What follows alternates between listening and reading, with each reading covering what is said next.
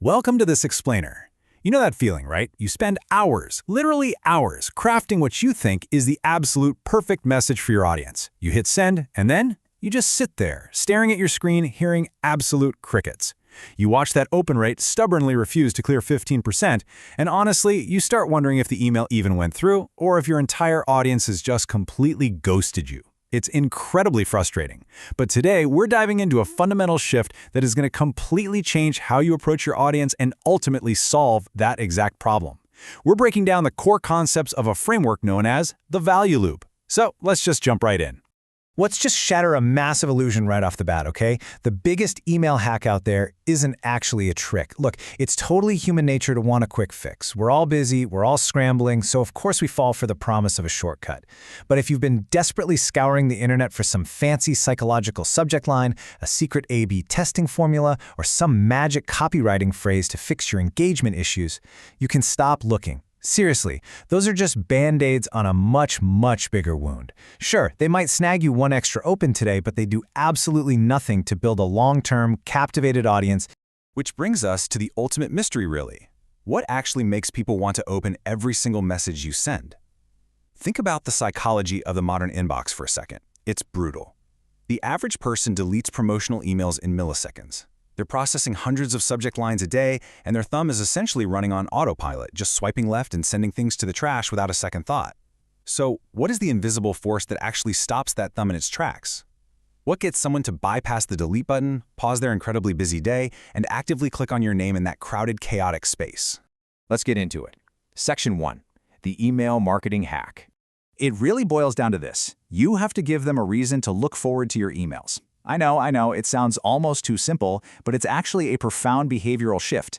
Think about getting a text message from your best friend versus getting a text from a bill collector. Your friend doesn't need to write a catchy hook or some clickbait subject line to get you to open their text, right? You open it immediately because you already expect the interaction to be rewarding or funny or helpful. That's the exact dynamic you need to create here. If your subscribers consistently receive something valuable every single time they open one of your messages, they're going to begin opening your future emails almost automatically. Their brain literally starts to associate your name with a positive reward. Now, moving on to Section 2, Why Open Rates Decline. To truly understand how to build all that anticipation, we first have to recognize the trap that destroys it. We call this the advertisement mindset. This happens when you treat almost every single email you send like a giant digital billboard. You know exactly what this sounds like in practice, too. It's always, buy now, click here, last chance to register, don't miss our huge sale. You're constantly asking your subscribers for a favor without actually providing them any real value first. When 90% of your emails are just you asking for their time or their hard-earned money, you are actively training people to view your name as a chore. They stop opening your emails because, frankly, they already know exactly what's inside. Just another demand. Think of those constant promotions as acting like a megaphone.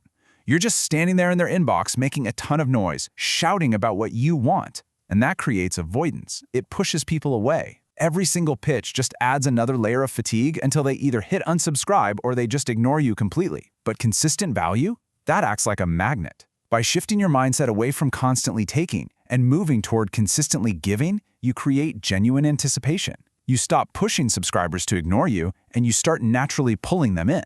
They stick around because you are actively improving their day, rather than just cluttering up their digital space.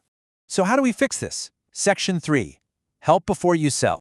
I literally want you to burn this sentence into your memory. Prove you can help by actually helping.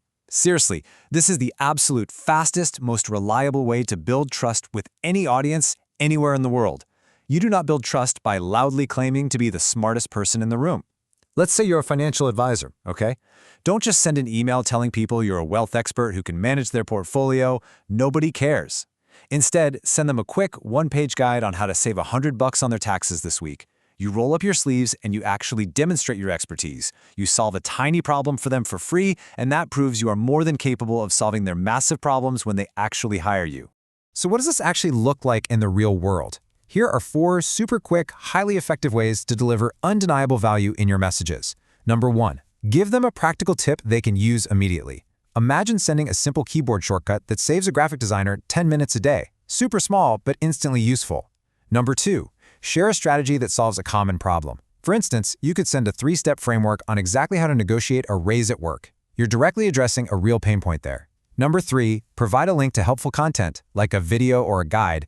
You don't always have to create the value from scratch, you know?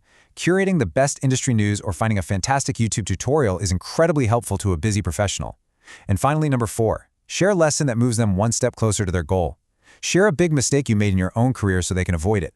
Every single email you send should check at least one of these boxes before you ever even think about asking for a favor.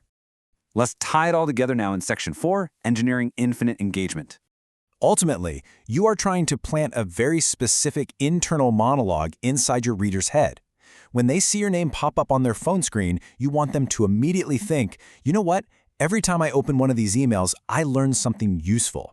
You have to deliberately train your subscribers to expect this. And once that expectation is firmly cemented in their mind, your open rates will naturally climb. And more importantly, they'll stay there. It happens simply because people do not want to miss out on what you're going to send next. You've officially become a trusted resource, not a pesky salesperson. You can literally see how this loop builds momentum over time. It's a natural progression. First, you start by proving you can help. You give away a great tip or a really solid piece of advice. Then, your audience takes that advice and they actually experience that value in their daily lives. They try your tip out and it actually works. Because you gave them that small win, they now trust you.